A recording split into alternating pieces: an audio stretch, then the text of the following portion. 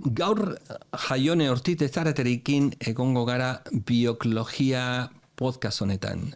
Jaione BC3 ikerketa zentroan egiten du lan, bertan plangintzak eta osasuna lantzen ditu eta hauen arteko erlazioa, zer nolako plangintzak bultzatu behar dira osasunak gizakien pertsonen osasuna mantentzeko, bera arkitektoa da eta beraz baita ere aditua arkitekturan eta hirien aldaketan, aldaketa klimatikoa, emergentzia klimatikoaren ondorioak murrizteko.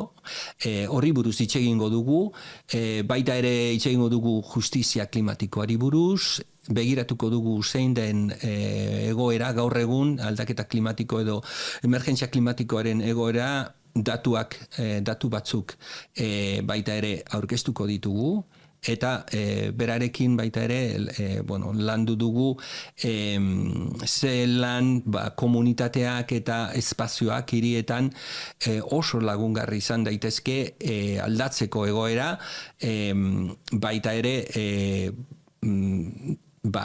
aldaketa klimatikoaren aurka edo hauen ondorioen aurka elkarrekin lan egiteko, modu kolektibo batetan, eta baita ere gure bizitzan aldaketak sartzeko modu positibo batetan, eragin positibo batekin guretzako eta planetarentzat gai hauek eta beste gai oso interesgarri landu ditugu elkarrizketa honetan, beraz podcast potente bat daukazue, adi egon, jarraitu podcast eta gozatu.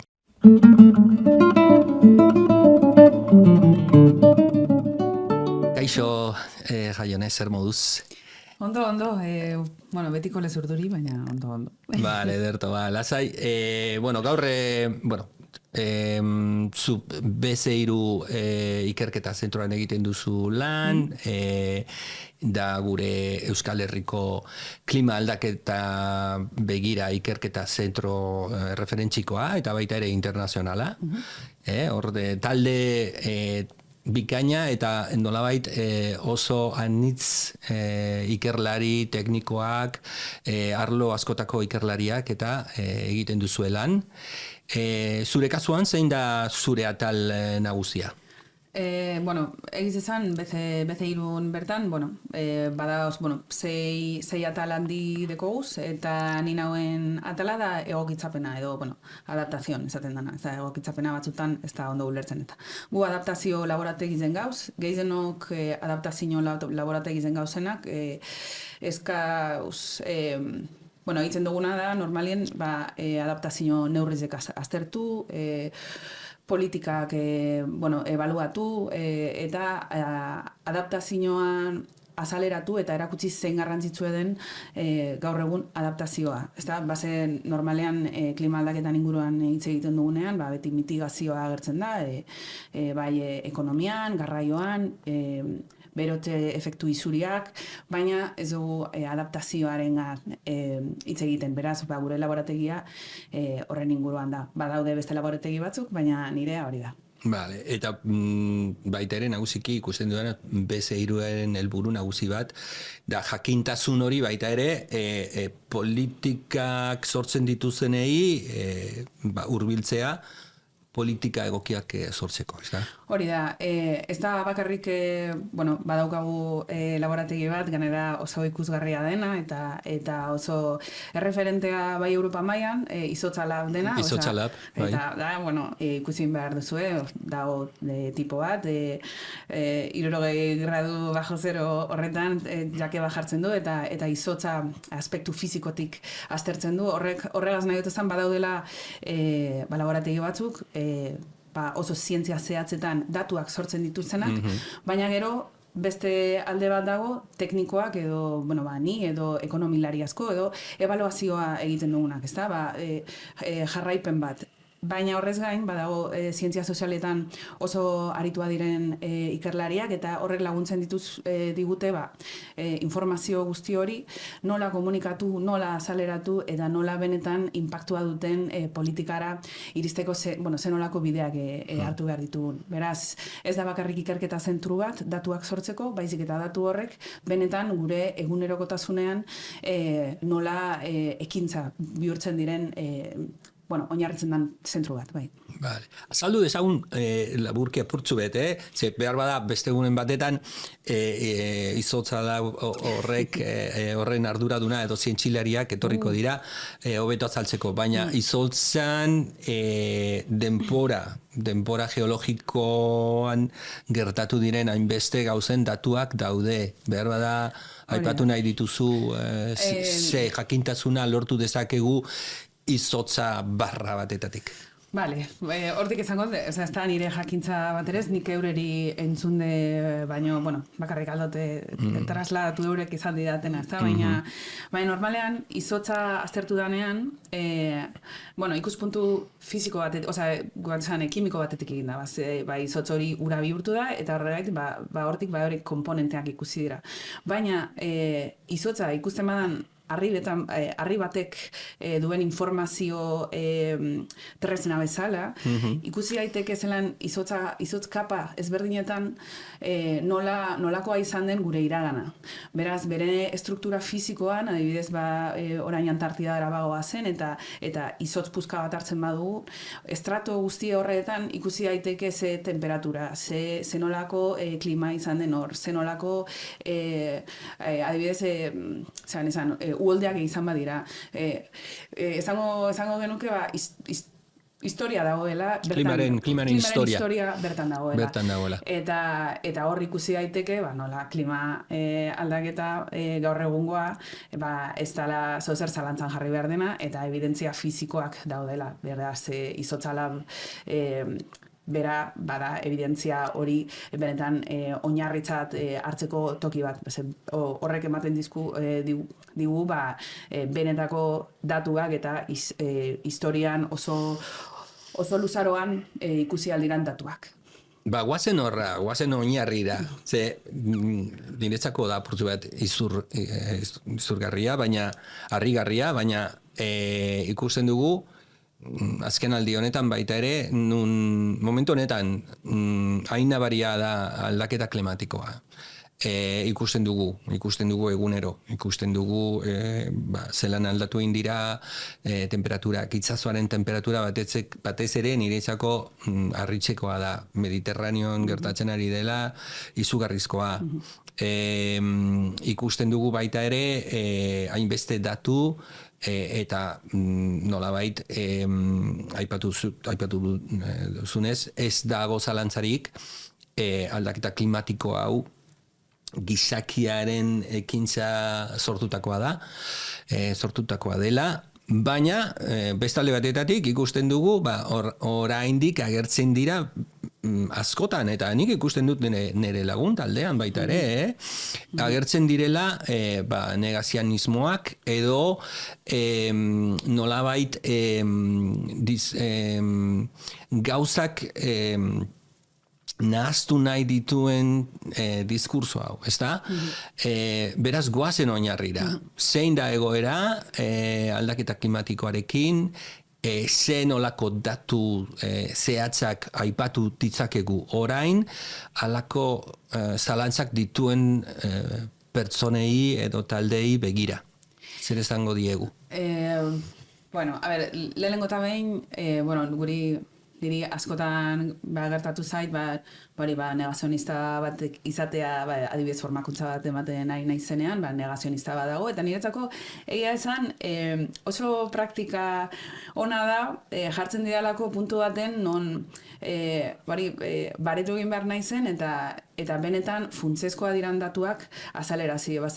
Batzuetan aldaketa klimatikoa ontzat hartzen dugu, eta ez ditugu benetako datu baseak edo erabiltzen olako elkarrizketak azten ditugunean. Orduan, aldaketa klimatikoa gizakiaren jarduerarekin zuzenean lotuta dagoen fenomeno bada. Eta hor ezin dugu izan dudarik, negazionistek normalean esaten dutena da zerbait naturala dela aldaketa klimatikoa. Eta neurri baten, eta hori ere oso argi itxi behar da, neurri baten hori egia da. Ziklo klimatikoak daude. Total. Baina, orain, esango dugu, hau ez dela kasualitatea gaur egun, kausalitatea dela. Oso argi ikusten delako, zelan gaur egun bizitzen ari garen aldaketa klimatikoa, inoiz ez dugula olakorik ikusi. Ez abiaduran, ez kausan. Abiaduran, inoiz baino berotze handiagorik inoiz ez delako ikusi. Eta azkarrago. Hori da. Eta kausalitate hori oso argi dagoelako. Hasi garenean,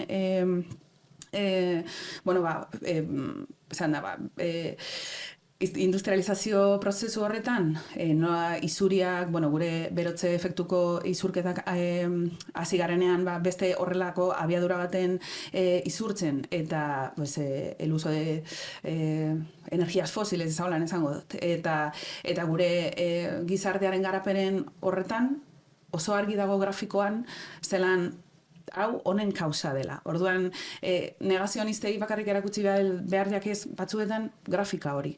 Non, ez dagoen, ez da hau da nire iritzia edo ez da nire iritzia, hau evidentzia da.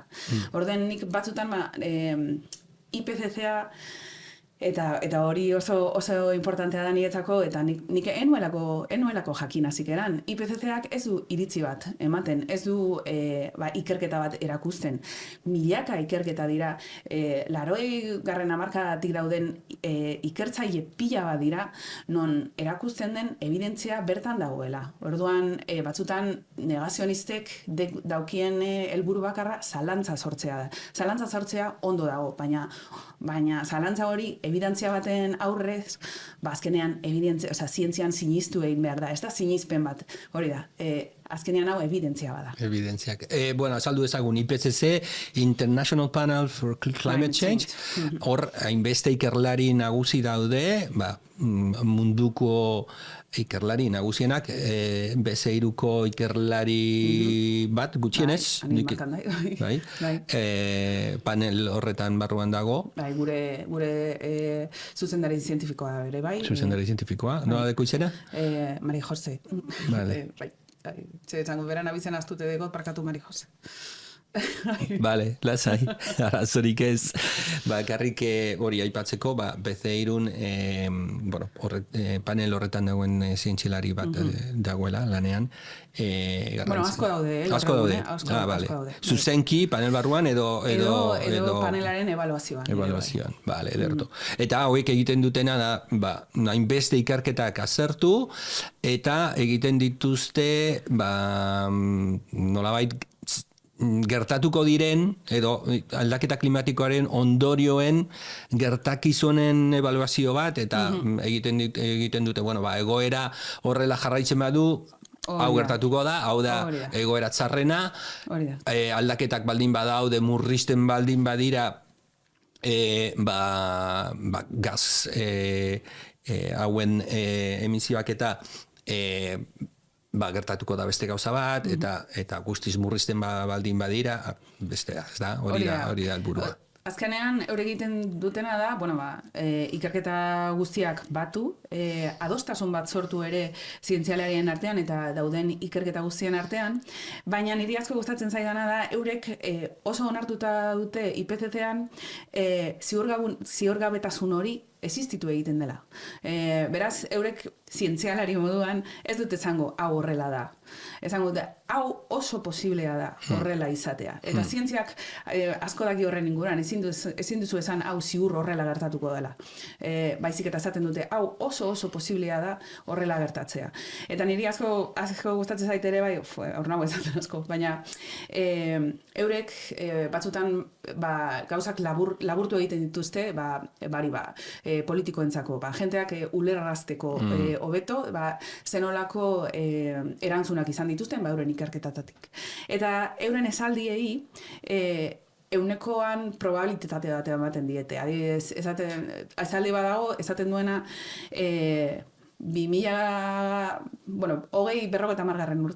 urtean, aldaketa klimatikoa izango dela osasun publikoaren arrisku handienetariko bat edo arrisku nagusia. Esaldi horrek duen probabilitatea da 100%. Horrek dute esan, ez dute esaten hau horrela gertatuko danik, baina esaten dute hau oso posiblea da horrela gertatzea. Beraz, IPCCen inguruan zalantzak izatea, eurek zalantzak onartzen dituzte, baina zalantza horrei ere graduak jartzen dizkiete. Horregaitik egiten dute, horregaitik izango nuke euren fidagarritasuna handiagoa dela. Eurik ere ziurgagotasuna ontzat hartzen dutelako. Eta hori aipatzen dute, zuzenki, 2050 urtean, gure osasun arazo nagusia izango dela aldaketa klimatikoa sortuta. Bai, gehien bat, eta eurek ere informeetan, eta goda 6. informean, esaten dutena da, aldaketa klimatikoak berak ez ditu gaixotasun barriak sortzen, eta bai, baina ez da izango gaixotasun berrien gaitik. Baizik eta aldaketa klimatikoak gaixotasunak areagotu egiten dituztelako, amplifikadore bat da, eta adibidez, gaixotasun kroniko arrunt bat, gaur egun arrunta dena, 2050 urtean, izan liteke oso gaixotasun bortitza. Osea, geizen bat, gure gaixotasun komunak edo areagotu eta bortitzagoak egingo dituelako.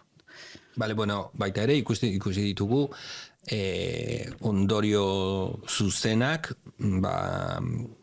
azken urteetan, adibidez Europa hemen eta hemen hurbil, eduki ditugun izugarrizko temperaturekin, ondorio zuzenak dago gure osasunean eta gure bizitzan. Hainbeste bizitzak murriztu dira, hori dela eta uholdeak, hainbeste nolabait zuzenki gertatzen diren ondorio batzuk, baina baita ere ikusten dugu zelan edatu egin dira gaixotasun batzuk, infektiboak, nolabait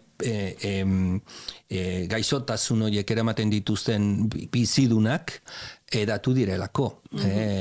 Eta hor dauzkagu virus eta infekzio bakterialak eta moskitoen edapenagaitik eta vektoreak nolabait orain bizitzen direlako baita ere gure ingurunean, ez da? Eta hor esango nuke adibidez normalean aldaketa klimatikoa eta osasunaren inguruan hitz egiten ari garenean beti bereizten ditugu inpaktu direktuak eta inpaktu indirektuak.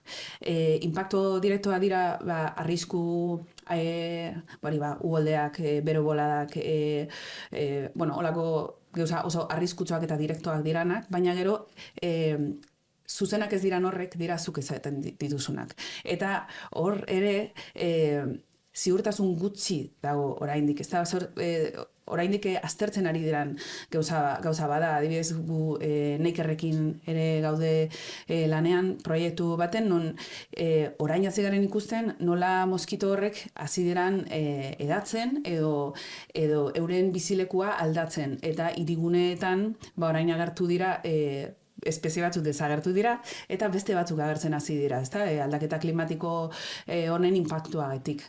Horren erantzuna oraindik ez dakigu, baina jakin behar dugu hor egongo direla. Bai. Ni harrituta nago, ze azken urteetan, ni gogoratzen dut txikidanik, urtero behar bada hilabete batzuetan 3-4 behar bada 5 hilabetetan genituen moskitoak. Orain, ia urte osoan, hori niretzako harrituta nago, abenduan eta moskitoak aurkitzen ditut nere gelan, eta pentsatzen dut, hau inoiz bez ez dut inoiz ikusi alakorik, ez da? Baina baita ere, nolabait hemen ikuspuntua oso antropozentrikoa da, ez da? Baina moskitoak baita ere, eta beste bizidunak bianistazuna eta aldaketa klimatikoaren arteko erlazioa oso estua da, eta nolabait bizitza ondorio nagusiak dauka kliman, hau da, bizitza klima kontrolatzen du, eta klima bizitza kontrolatzen du, eta bueno, eta nolabait uste dute niretzako baita ere harritzekoa da zelan izan gara kapazak planeta baten klima aldatzeko hori 50 urtetan nagusiki, osea, planeta baten klima aldatzea ez da gutxi, osea, izugarrizko, osea, hori apropos egin nahi badezu, benetan zaila, eta lortu dugu, ez da? Baina, bueno... Dikor, adibidez, hori ja meta kontzientzia, baina egia da gure naturarekiko erlazioa guztiz aldatu dugula 150 urtetan, eta horrek inpaktu oso handiak izan ditu. Naturarekiko erlazioa gero eta gero eta gitxiago erabili dugu lurra, gero eta gehiago aldatu dugu gure lurraren erabilera, eta horrek eraman gaitu aldaketa klimatikora. Eta adibidez, lurraren kultura galtzera, eta adibidez, klima eta kultura oso lotuta dauden gauza bada. Kordobako nonok esango dizu, zelan bero boladetan, zenolako neurriak hartu behar dituzun. Hemen, gu badakigu zer diran uholdeak, zer dan prezipitazio handiak, gauza horrek oso lotuta daude, eta gure ondoko natura, eta gure elikagaia sortzeko modua, edo gure tokiko jakintza hori galtzen goazen einean, olako fenomenoak agertu izan dira. Beraz, agian erantzunetako bat da naturaren kudeak eta horretara berriz hurbiltzea. Bai. Hor dago tendentzia interesgarri bat, orain dela gutxi nengoen hitz egiten New Yorkeko museoko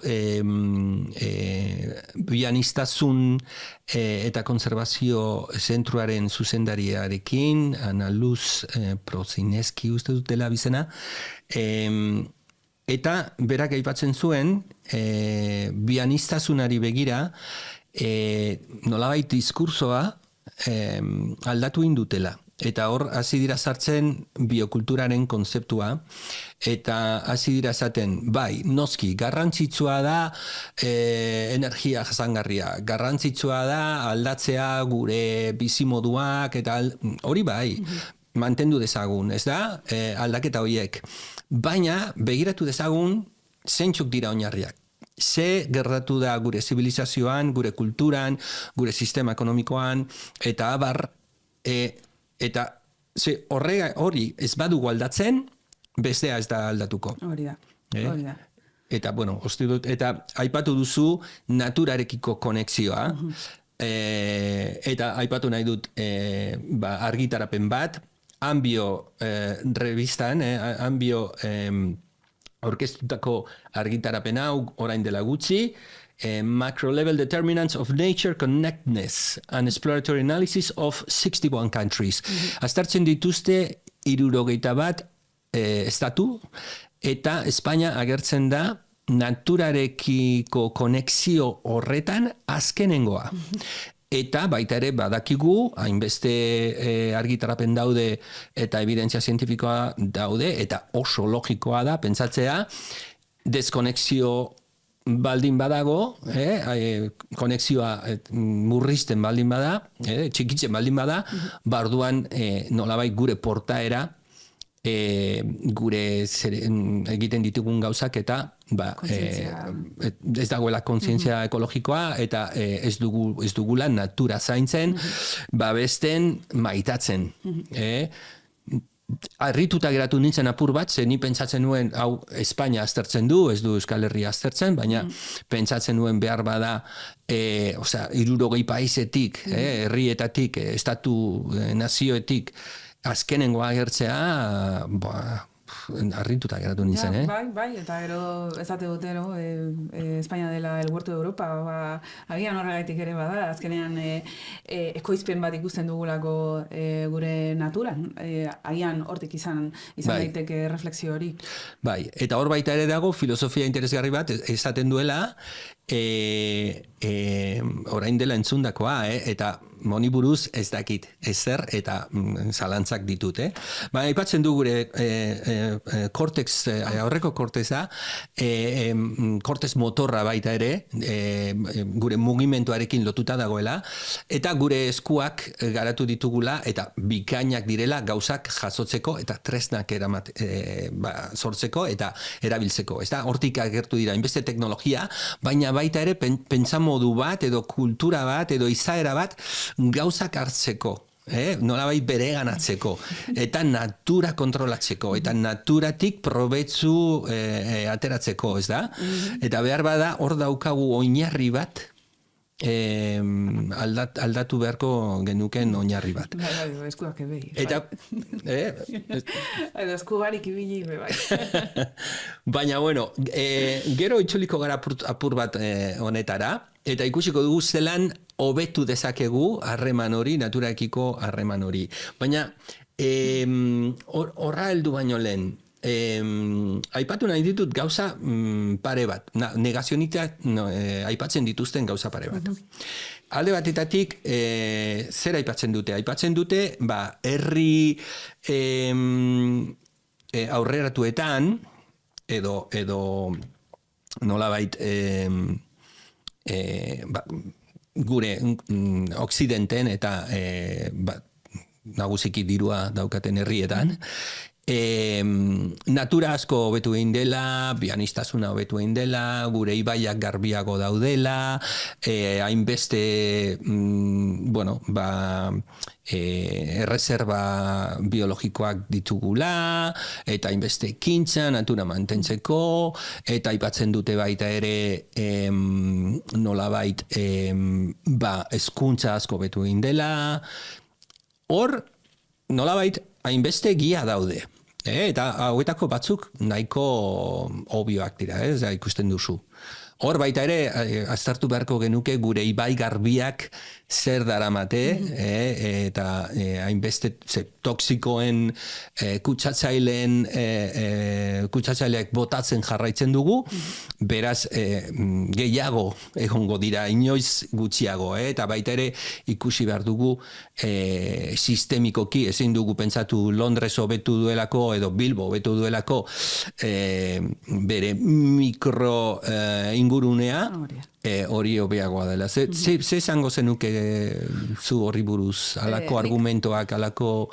Nik adibidez, hori ere, negazionista batek esango balit, nik ere onazko hartuko neke, ezta? Eta esango neke, neurri baten arrazoia dukazu. Batze, 80. hamarkadean aldaketa klimatikoaren inguruan ezkenduen horren beste entzuten, bai kutsaduraren inguruan, gure ingurumenaren, osasunaren inguruan, horren inguruan asko entzun genuen, eta gero, adibidez, Bilboren prozesua, Londresen prozesua, zelan ikusi dugun, gure ibaiak derrepente garbiagoa diren, parkeak hobeto dauden, bionistasuna hobetu den, baina ze prezio izan du horrek. Nola zergatik Bilbok adibidez, beran ibaia orain, osasunagoa dela esan daiteke. Baina nun daude berdan egon ziren fabrikak. Gutxiago kontsumitzen hasi gara, Alto Zornoz zarratu da eta burdin gutxiago kontsumitzen hasi gara, ez. Gauza da, burdin hori orain sortzen dela Txinan edo Txilen eta ekarri egiten dugula. Hori da, gure ingurumena konpondu dugu, baina presioa izan da beste ingurune bat kutsatzea. Eta azkenien globalizazio horrek sortu duena ere da, gure ingurumenaren arazo horrek beste toki batera eramatea. Horrek esan nahi du, azkenan, soluzio hori ez da benetako soluzioa izan. Bakarrik izan da, berdetasun bat, non arazo bat jartzen den, hori alfonbrapean, ezan. Bai. Osa, bidali dugu, murriztu dira kutsadurak noski neurriak hartu ditugulako, oraingoko enpresak ez dira orain dela 50 urteko enpresa bezalako kutsatzaileak, baina egia da, hainbeste produkzioa, hainbeste enpresa, non dago, hirugarren garapen herrietan, nun ingurune neurriak eta ez dira gogorrak, eta nun produkzioa kutsaketa bakarrik tokitik aldatu dugu. Beraz, sistemikoki begiratu behar ditugu gauzak, ze askotan baitere zientzian oso reduzionistak gara, ez da? Eta begiratzen dugu guk bizi garen tokia, eta bar. Aipatzen dute baita ere, nolabait guk egin ditugun hobekuntzak, beraiek baita ere egingoko dituztela, beraien egoera hobetzen denean, eta prozesuan daudela, eta... Bueno, baina gero bestaldetik ere esaten dute, ea zergatik hiri horiek orain kutsatu alduten mundua, eta zeba, adibidez zeba Txina aldaitzen hain kutsagarrize, eta gogon behar garen beti agenda 2030 begira. Azkenean izan behar dana da guk gure, adibidez beste egunean irratsaio baten esaten zuen astronoma batek, guk kreditu bat sortu dugu gure atmosferan. Guk eta gure iparraldeko herrialde aberatsonek, guk erabili dugu atmosferaren kreditua. Londresetik dator gure garapen hori, gure kutsadura hori sortu dugu. Orain, adibidez Indiak, Txinak, beren eskubide osoan, egin behar dituzte orain euren izurketak. Euren garapen ekonomikoa orain zilegi da. Euren kreditua ez dute erabili. Beraz, olako gauzak esaten dituztenean, guk agenda 2030 eta Txinak ez, azkenean, Txinak eskubide hori du alako. Guk ez dugu orain eskubide gehiago, gure kreditua erabilita dagoelako. Beraz, horre beste simplifikazio bat da.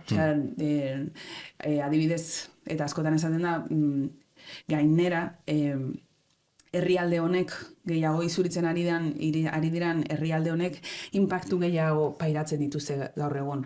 Ezin duzu Pakistaneko norbaitekin hitz egin, edo India hegoaldeko eta iparraldeko norbaitekin hitz egin, eta aldaketa klimatikoaren inguruan zerbait esan. Eurek aldaketa klimatikoa egunero bizitzen dute, eta eure dituzten inpaktuak askoz bortitzagoa dira.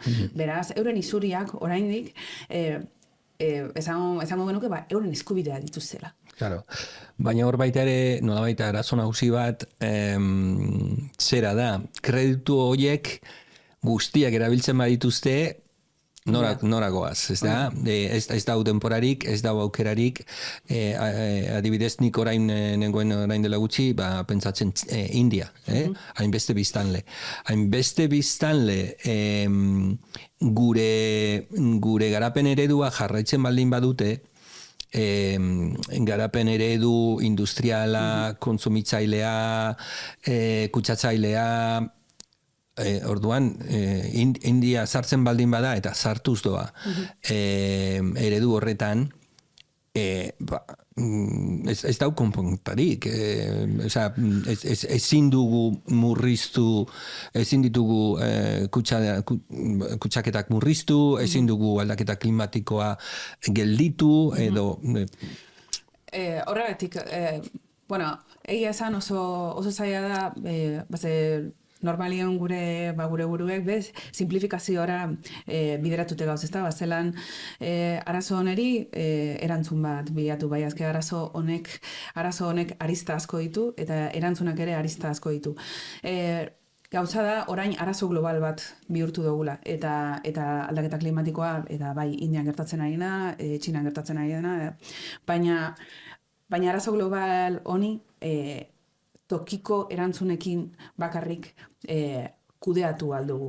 Eta zein da, berrikuntzan, innovazioan, zelan ikusi eta gure memoriaz, ikusi zer gertatzen den modu honetako garapenean zenolako erantzunak izan ditugun. Beraz, innovazioan eta berrikuntzan eta tokiko zientzian hor aurkitu behar dugu erantzuna. Adibidez, hau hasi aurretik, Txinaren inguruan hitz egin dugu, ezta? Txinak inbertsio oso handia egin du berrikuntzan. Guk egindako prozesu hori ez jarraitzeko, baizik eta prozesu berri bat sartzeko eta zelan garapen ekonomikoa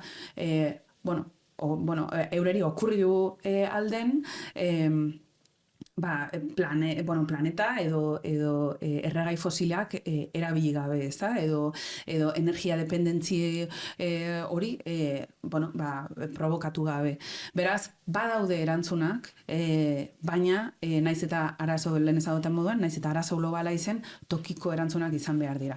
Eta beti berrikuntzan eta innovazioan oinarrituta. Txina aipatu duzu, Txinan bizi zara, urte pare bat, ez da? Arkitektura egiten, arkitekto zera.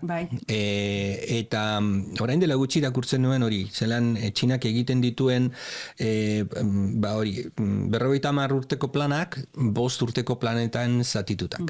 Ez daukate hauteskundeak, ez daukate gobernu aldaketak, beraz ez daukate murrizpen hori edo arazo hori, azken batean arazo bada, luzerako politikak egiteko gobernuak aldatzen dira urtero eta gainera daukate bildurra aldaketa indartsuak batzutan egiteko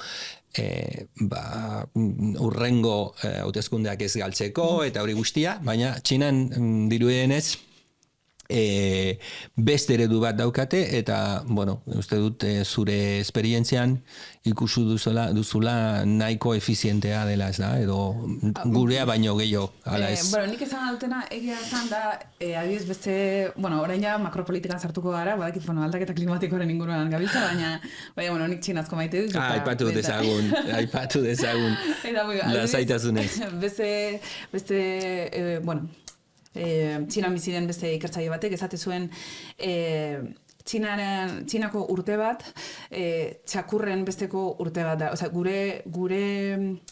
guretzako txakurren besteko urte bat izango zela. Txinan gertatzen dena urte beten, hemen 7 urte behar dirala. Eta egia esan, horrela da, ni Txinan bizi izan nintzenean, 2015 urtean, gaur egun, askotan joan naizenean, lanagatik, edo beste Txina da, 100 eta urteak igaro gala, ezke euren aldatzeko era oso azkarra da. Baina oso azkarra da euren plangintzak ere urte asko dituelako. Eta eurak hasi ziren 70. hamarkadan egia da hau makropolitika dela. Eurek azkenean estatu batuei irabazi nahi die karrera hegemoniko honetan, baina horiek oso argi izan dute, ez dutela nahi inungo energia dependentzirik. Baizik eta Txinak berrikuntzaren bidez sortu behar duela munduko lehenengo herrialdea izatea. Beraz, eurek demostratzen dutena da plangintza on batekin iritsi aldela erantzun batera. Orain, eta gaur heldu gara puntu batera, non transizio ekologikoaren inguruan hitz egiten badugun, edo transizio gehien bat energetikoaren inguruan hitz egiten badugun, Txina ezin dela mahai horretatik atera. Txina da funtsezkoena gaur egun transizio energetiko hori aurrera aterateko. Bideak, berrikuntzak, tresnak, eta dena eure dutelako. Eta jakintza hori ere eure dutelako. Nondi datoz bateriak orain, non daude mugikortasunaren berrikuntza guztiak nondi datozen. Hor isilpean egondan herrialde bat izan da, eta batean erantzun teknologiko guztiekin etorri da. Gien ez teknokrata, hori egia da, baina baloratzekoa. Gogoratzen dut etxean txikian intzenean, etxeko liburutegian hor zegoela liburu bat, nik ez nituen irakurtzen, bueno, nik dislexikoa naiz, irakurketa ez da nire gauza arraza izan nientzako, batez ere gaztean, txikian nintzenean, eta baina goratzen du tituloa Cuando China despierte, ez da? Bai, ezagutzen duzu? Bai, ba, bueno. Bai, hor daukazu. Ha despertado, bai. Bueno, hor, behar bada, positiboki ikusi dezakegu, ni baita ere sinesten dut teknologikoki teknologiaren bidez lortu ditzakegun aurrerapenak super lagungarri izango direla transizio honetan. Ni tekno-optimista naiz. Baina beste atalak ahaztu barik, ezta?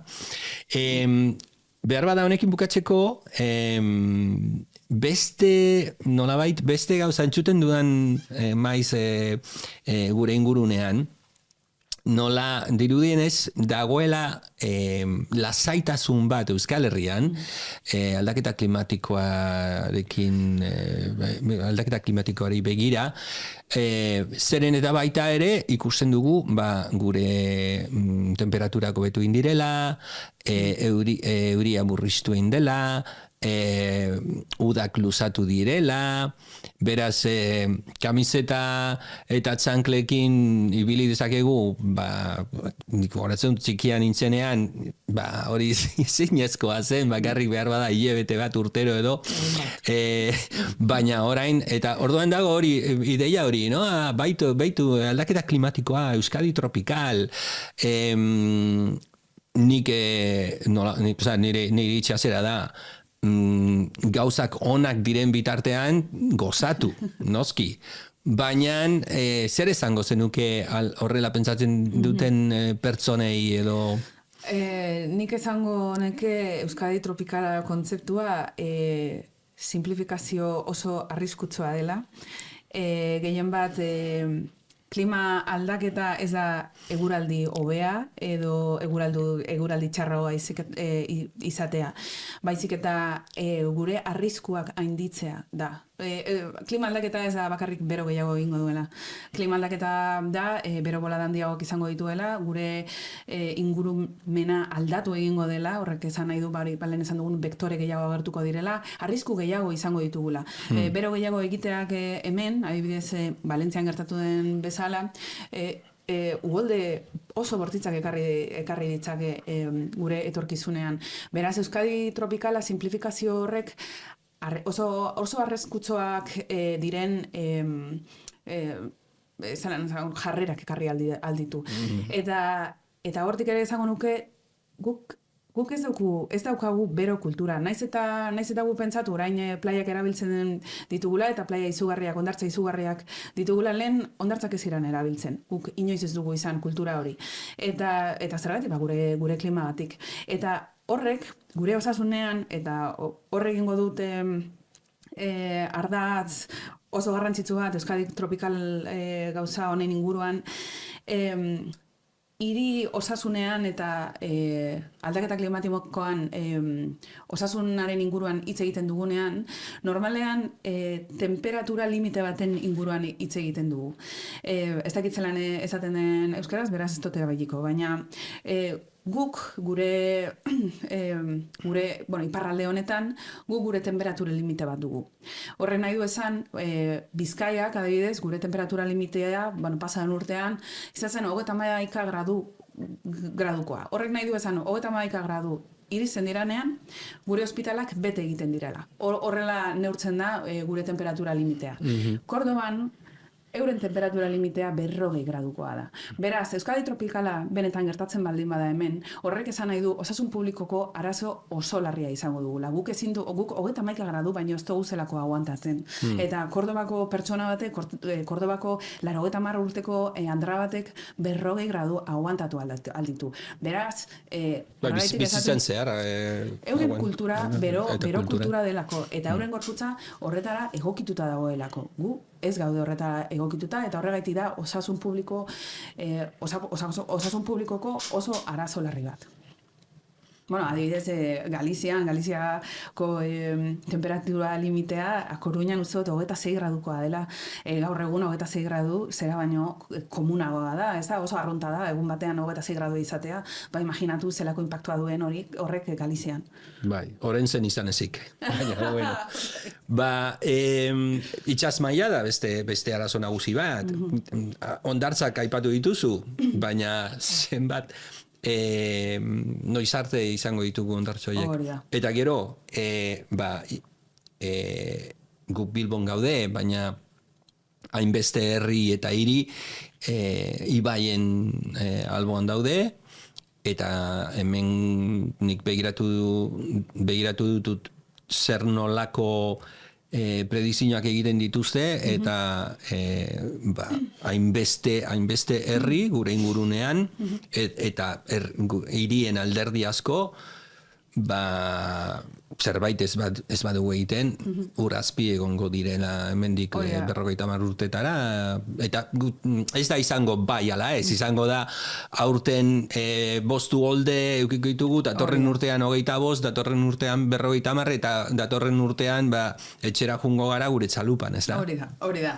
Ez da bakarrik uholdeen inguruan hitz egiten dugunean aldaketa klimatikoaren zientzian, alde batetik da itsasotik izango ditugun itsasoaren nivelaren igoera, hori alde batetik, horre sortzen dituen inpaktuak, baina gehien bat ibai ertzean gertatzen diranak, ez da? Horrek ja prezipitazioak eta ibai ertzeak sortuko dituzten uholdeak. Eraintzako horretan orain 100%, baina Euskadiko biztanleria gehiena ibai ertze baten bizi da. Ez badan ibai ertze baten kostaldean bizi da. Beraz, uholdeak ere guretzako oso arriskutsuak izango dira. Eta gehien bat, eta hau adibidez Gipuzkoako Diputazioko uholdeen gestioko teknikari batek esan zidan, guk hemen dugun arazoa ez da horren beste uholdeak gestionatzeko edo kudeatzeko erak baditugula. Baizik eta gure ibaiak oso laburrak dira eta pendiente oso altua dituzte. Beraz, uholdea gertatzen denean, 10 minututan gertatu aldira. Eta hori da gure benetako arazoa. Kudeatzeko tresna baditugu, badakigu euria gure kultura da, baina hemen monitorizazio oso lan zehatza egin behar da, nola olako arriskuak momentu batetik bestera gertatu aldiran moduan. Ez da, adibidez, Valentzia edo, Valentzian gertatu dena, hemen asko azkarrako gertatuko zen. Han izen da ordu bitan gertatu zena, goizeko 12 eberdik ordu bizetara, zelan hasi ziren herri batzuk guztiz urpean egoten, baina gure kasuan minututako gauza bat izango zen. Beraz, hor monitorizazio oso lan zehatza egin behar da, horregatik teknologiak oso garrantzitsuak dira gure territorioan, ez da euri gaitz dauengo dauela, baizik eta horrek gauzak 10 minututan gertatuko dira, ez da, bai Bilbon eta uholde herri, uholdeak pairatuko dituzten herri asko dituguen. Bai, teknologiak monitorizazioa, baina behar bada baita ere biztanleen laguntza, ez da, ekintza sozialak, gaur egun teknologiak merkeak dira, herritar zientzia eredua nun herritarrok baita ere datuak jasotzeko gai dira, alako proiektuak garrantzitsua da monitorizazio hori egiteko. Entzun nuen beste gunean, eta zientzilari bat aipatzen zuen Mediterraneoan jaso duten temperatura aldaketa izugarrizkoa izan dela, Atlantikoan baino asko handiagoa eta bizkorragoa, eta horren eragina dan hauek nolabait horretara lotuta daudela. Hemen lehen esan doan moduen hori zer da kasualitatea edo kausalitatea ezin da esan dana horrek, eta esango dut enaizela esperta izan, baina, eta enaizela, baina gure zuzendari zientifikoa bera Valentziarra da, orduan, urbeietik jarraitu dugu fenomeno hau. Eta berak diolez, bera ganera geologoa da, eta oso pertsona jakintzua da, berak dionez kausalitatea nahiko evidentea da. 6 graduko, zean esaten diote, 6 graduko anomaliak egon dira pasan urte horretan, horrek generatu dituen korronteak eta prezipitazioak inoiz egon ez direnak izan dira, eta gero beste fenomeno klimatiko batzuengatik, ez dakitze aire eta ez dakitzer, danak normalean beti izan dira, 100 urterik behin dana bat jasotzen da, baina inoiz ez du izan olako impactua. Inoiz, hau ez da izan prebizibilea, inoiz ez delako olako dana bat gertatu. Eta horrek kausalitatea izango litzateke kausa aldaketa klimatikoan oso argi litzatekela. Entzun nizun esaten aldaketa klimatikoa ez dela ingurune arazo bat, baizik eta arazo politiko bat. Eta hor behar bada sartu gaitezke bigarren atalan, hau da hirigintzan, zer nolako politikak sortu behar diren, sartu gaitezke begiratzen, politika sortzen dituztenak eta zientzilari edo adituen arteko harreman hori, zelandoa, eta, zakit, hori baita ere da zure... Ja, bai. Bai, hori da nik egiten dudan. Egia esan, nik askotan esaten dut, askotan ez nik bakarrik, divulgadore askok esaten dabe, bai, edo esaldi hori erabiltzen dabe, zelan, aldaketa klimatikoa ez da ingurumenaren arazo bat, edo ez da ingurumen arazo bat, arazo politikoa da. Eta hori, matematikoki aztertu nahi baldin bada, bakarrik ikusi behar dira, bakarrik ikusi behar dira, beretze efektuaren isuriak normalean grafikatu egiten dira, eta ikusi alduzu, zelan 80 hamarkadatik 2000-ara igotzen den, eta bapatean beti grafika guztietan, ikusiko dituzun guztietan, heltzen da 2022, 2021, eta etzen du, bera, da barriro goragoaz. Eta barriro, gorantza. Zer gertatu da puntu horretan? COVID heldu dela. Zer esan nahi du horrek, politikak nolako inpaktua duen gure isurietan, eta politika eta lehentasuna ematen baldin bazaioz zerbaiteri nola benetan gauzak aldatu litzateken. Beraz, esaldi horrek ere fidegarritasun handia du, grafika hori jartzen baldin badu, aldaketa klimatikoaren erantzuna politikan dago, ez dago ingurumenean. Nola benetan neurriak hartzen badiran grafikak behera egiten duen. Eta horrek nahi du esan, zer ondo egiten ari garela, ez da. Ez dakit nonde, bai, eta gure arloan edo gure adaptazio laborategi horretan, askok politika horrek aztertzen dituzte. Ez bakarrik gurean beste laborategi badago, ekonomilarien laborategia, eurek bai politika horren jarraipen oso zehatza egiten dute, gehien bat badibidez mugikortasun politikak, elektrifikazio politikak, nolako inpaktua duten, gehien bat berotze efektu isurietan. Guk egia esan, egokitzapenean oinarritzen dugu gure lana. Guretzako da, aldaketa klimatikoa ez da etorkizunean gertatuko den zerbait, baizik eta gaur egun gertatzen ari den zerbait. Eta abiadura handiz neurriak hartu behar ditugu. Nola hartzen dira neurri horrek, ze neurri dira, eta nola kokatu neurri horrek. Hori da gehien bat gure lana. Vale. Beste zientzia arloetan, adibidez, nik ezagutzen dute gehien biologia, bioteknologia, eta adibidez, minbiziaren ikerketa, denbora asko behar da laborategitik gaixotasun hori tratatzeko denbora asko behar da, eta askotan bidean geratzen da. Eta ez da bat ere erreza. Hor, noski, hori aldatu daiteke eta nolabait murriztu daitezke epeak, eta baina, bueno, prozesu zehatza jarraitu behar da, eta zelan da prozesu hori zuen kasuan, espero dut bizkorragoa, claro. noski, zelan egiten duzuelan politikak sortzen dituzten erakundekin, pertsonekin, zer nolako erlazioa da, eta zer nolako erantzunak ikusten dituzue? Egiz esan, eta horregaitzik nik uste egokitzapenaren, bueno, eta adaptazioa izango du, egokitzapenan nik uste ez dela berba ona.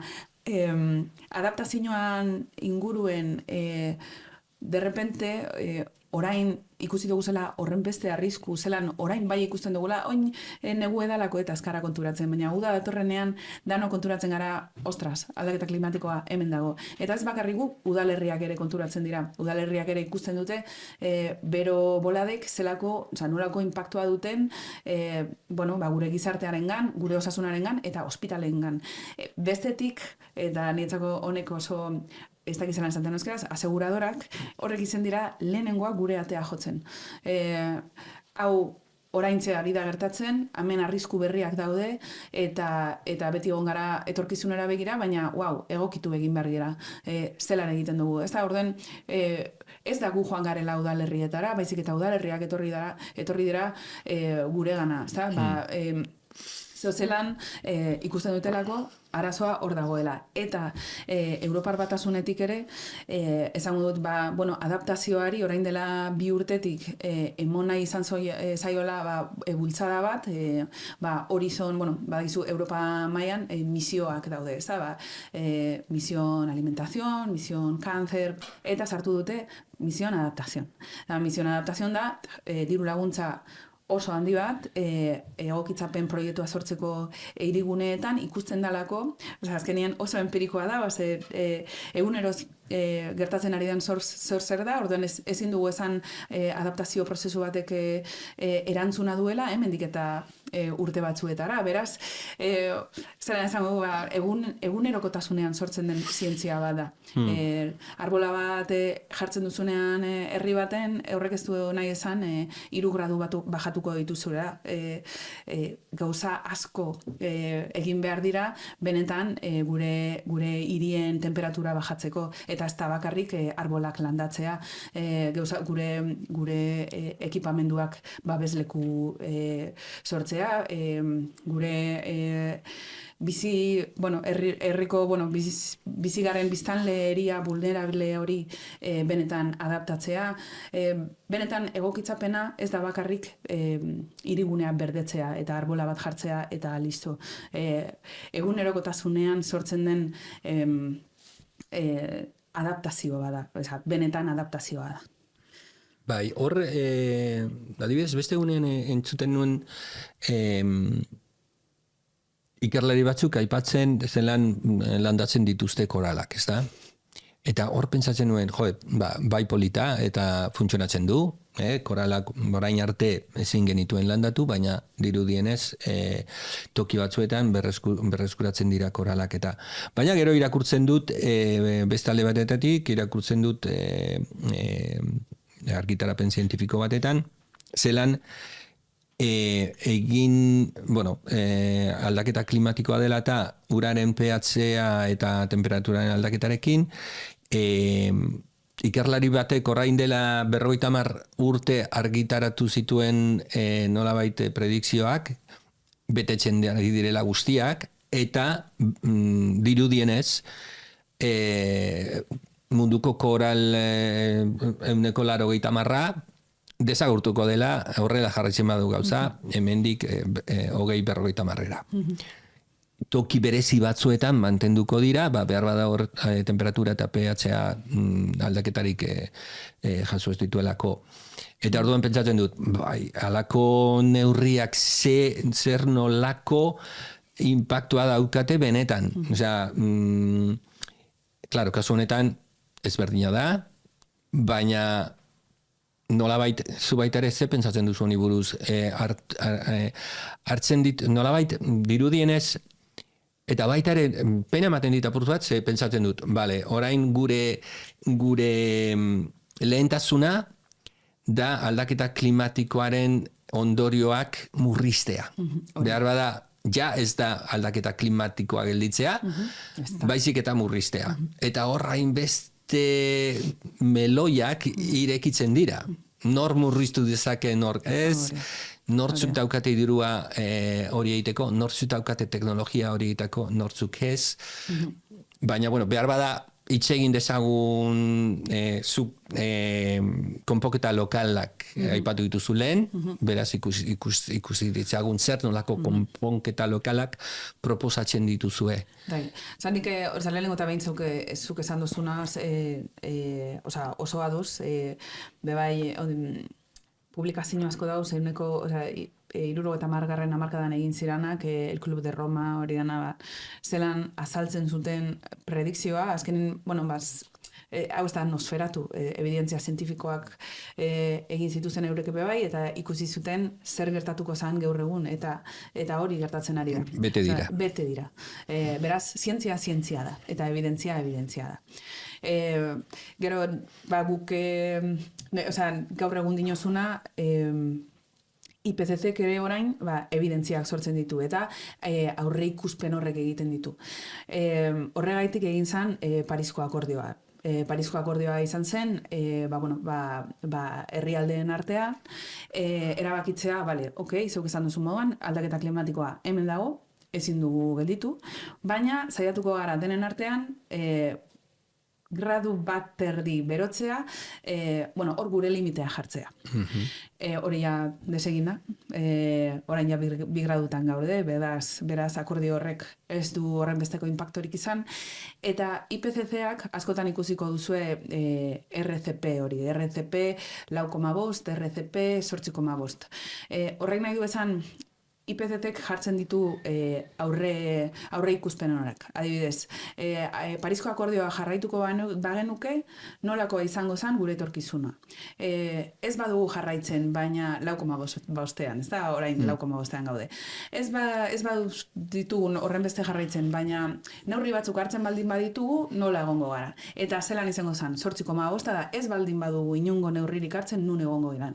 Horrein nahi du esan, 2000 urtean, segun IPCC, mundu hau, ez dugula ez dela izango guk ezagutzen dugun bezalakoa. Eta horrek esan nahi du, 4 gradu horietara iristea. Beraz, askotan, berandu da, ez da berandu, nik uste dut onartu behar dugula gure limitea 2 gradutan mantendu behar dela, eta horretarako neurriak oso azkar egin behar direla. Ez bakarrik mitigazio neurriak, baizik eta, 2 gradu horrek zelan pairatzen ditu, zelan adaptatzen eta moldatzen gara bizimodu horretara. Eta horrek guretzako tokiko neurriak dira. Tokiko neurriak esaten dituenean da, gure egunerokotasunean sortu, danon artean sortu eta aplikatu behar ditugu zak. Esan daigun 2 gradutan gaudela. Zer esan nahi du horrek, gure bero boladak, olas de calor diren horrego, igual izango dira 6 egunekoak.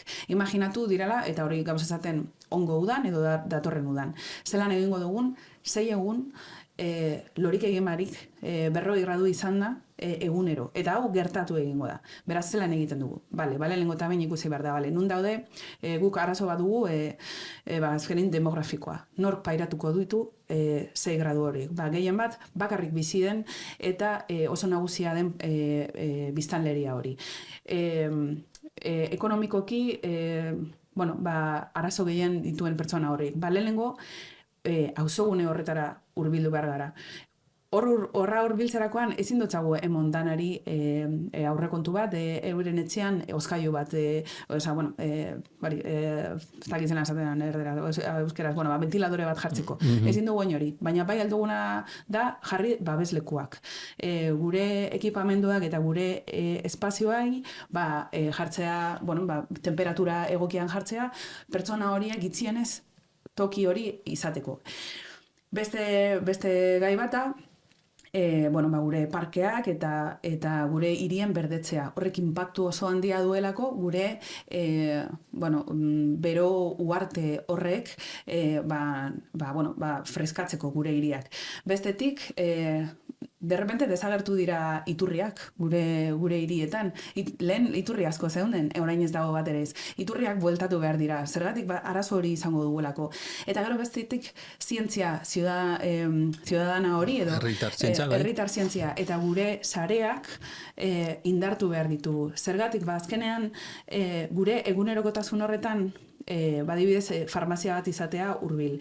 Eskolarako bidea oso hurbil izatea eta erosoa izatea pertsona horrentzat. Bazkenean, gure normalean gure amumak zaintzen duelako gure alaba eta berak eramaten duelako eskolara eta berak itxarongo diolako eskola kanpoan egongo dalako umea jolasen eta pertsona horrek 70 urte daukazan pertsona horrek 40 gradu horretan itxaron beharko duelako. Inpaktu guzti horrek hiriak ekin aldituz dituenak hor egon behar dira. Eta horregatik kultura herrikoi hori sortu behar dugu. Komertzioak ere egon behar dira egokituta. Osea, nahi dut esan, gure egunerokotasuna bihurtu behar dugu bero kultura. Eta horrek, badira arbola jartzea, baina arbola jartzearekin ez dugu ezer egiten. Baizik eta gure mugikortasuna aldatzea, gure kontsumoa aldatzea, gure espazio publikoak, benetan publikoak sortzea, horrelako neurrien inguruan. Hainbeste gauza aipatu dituzu, hainbeste galdera nire buruan, guazen atal ezberdinak aztertzen. Alde berritetik, aipatu duzu adibidez ura eta zuaitzak eta parkeak eta bar hirietan. Hori ikusten dugu naturan eta hor dago biomimika edo sistema biologikoen azterketa, sistema biologikoak dauzkaten inteligentzia hauek erabiltzeko. Basoak klima regulatzen dute. Eta hori nabaritzen da berehala. Hiriak beroak dira, hiritik baso batetan edo parke batetan sartzen zara, zuaitzartean zaude, hor ibai erreka txiki bat baldin badago, freskoa. Lehen baita ere aipatu dugu, zelan, adibidez, gure hiriak basoetatik hurbil daude, eta nola ikusten ditugu zer nolako aukerak dauzkagu basoak nolabait hirietan sartzeko, nolabait ibai berde hauek sortzeko, galdetu dizut, hau norbaitek pentsatu indu, ez da? Oda, nik pentsatu indut, baina pentsatu fijo hori nik ez dut ikusi, baina segurazki plangintzetan badagoela eta, ez da? Orduan, hor badauzkagu aukerak naturako inteligentzia hauek, sistema biologikoen basoen eta bizidunen, hainbeste bizidun daukate estrategiak bero, hotza, ura, ez dakiz zer, baldintza hauetan ondo bizitzeko, alakoak egiten dira, alako ikerketak egiten dira, eta alako plangintzak egiten dira? Total. Ganera oso modan dauen kontzeptua da, inglesez Nature-Based Solutions deki izena, euskeraz askoz motzagoa da izena, naturan oinarritutako konponbideak. Baina egiz izan hori da, hirien berdetzen konponketa nagusiak. Zelan haibez Gasteiz, esango nuke Europa mailan dauenik eta erreferente handienetariko badala. 80. hamarkadan egin zuen anillo berde horregatik, eta euren bioaniztasunean izan duten plangintza nahiko luzearekin, eta Bartzelona ere bai. Adibidez, lehen esan dugun moduan, las 7 puertas de Collserola, edo zelan saiatu diran naturan oinarritutako konponbideak jartzen.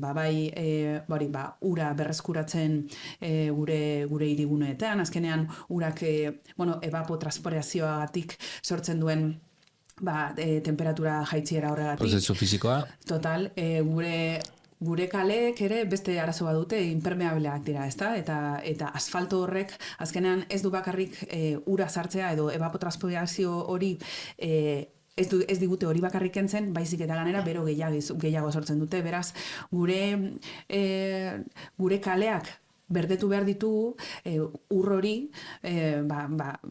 gure lurran sartzeko eta gero hiria errefreskatzeko. Beraz, izango da ura berriz ekartea gure kaleak permeableak izatea, horrek esan nahi du kotxeak ateratzea, claro. Hor dago garazoa, ez da? Ni orain dela urte pilo horren alde nago, baina hori da izugarrizko erronka. Kotxeak hirietatik ateratzea. Osea, nik aipatzen nuen hau orain dela urte batzuk, eta jendea behiratzen zuen zoratuta zaude, ala. Claro, eta gaur egun, beste erreferente bat izango litzateke, Bartzelona eta beran superiak, ez da? Zelan nahi duten holako baso txikiak sortzea edo Naturbase Solution horretan oinarritzen diren zelda horrek sortzea eta orduan kotxearen erabilera murriztea kuadrante nagusi batzuetara. Plangintza hori egin zen momentuan Naturbase Solution berba esan erabili ere egiten, eta gaur egun erreferente bada. Azkenean horrek lortuko duelako bero uarte hori ekiditzea edo gitxienez murriztea.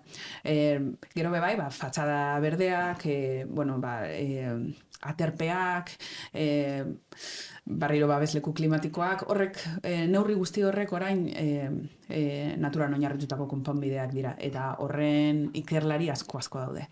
Bale, ederto. Bueno, aipatu duzu Gasteiz, eta horre gertatu da gauza interesgarri bat, orain dela gutxi, egon dela, hori,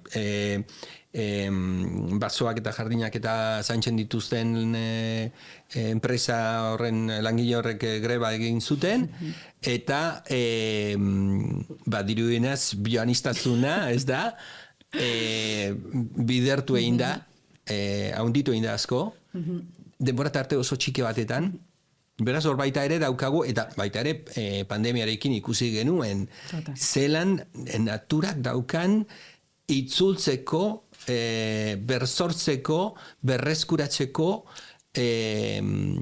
aukera hori, kapazitate hori, ez da? Izugarrizkoa, ez da? Hori da, adibidez, Naturbase Solution horretan hitz egiten dugunean, ez da bakarrik gauza horrek aplikatzea, zeuk esan duzun moduen, gure hiria bizitzeko era aldatu behar dugu, adibidez, askotan egoten gara ere Gasteizeko zeako jente, teknikariekin, eta horrek, naiz eta jakin, alkorkeetan kudea, mantenduta, erle gehiago daude, bioaniztasun gehiago dago, baina, klaro, herritarrek deitu egiten dute, eta zen da, hau arbola hau ezikin dago. Da, klaro, ez dagoela zikin. Hau, erleak etorteko da, landara berriak agertzeko, baina, klaro, gure hiria bizitzeko era, beti da hori, ez guk parterre bat behar dugu. Ez, gu ez gara parterre bat.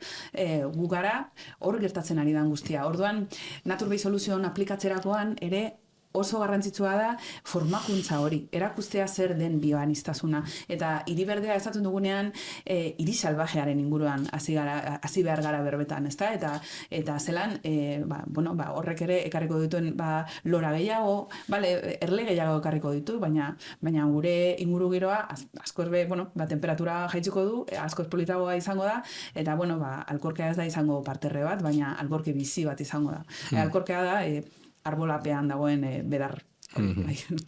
Bai. Eta, nik askotan ikusten dute hainbeste lan egiten dela hori garbi mantentzeko, eta ez dakitzet lore gehiengoak kanpotarrak ez dira gure loreak, ez dira hemengokoak, eta lantzeko, eta lanpillo, dirupillo, eta naturaren aurka eta bioaniztasunaren aurka. Total. Eta klimaren aurka. Eta klimaren aurka. Total.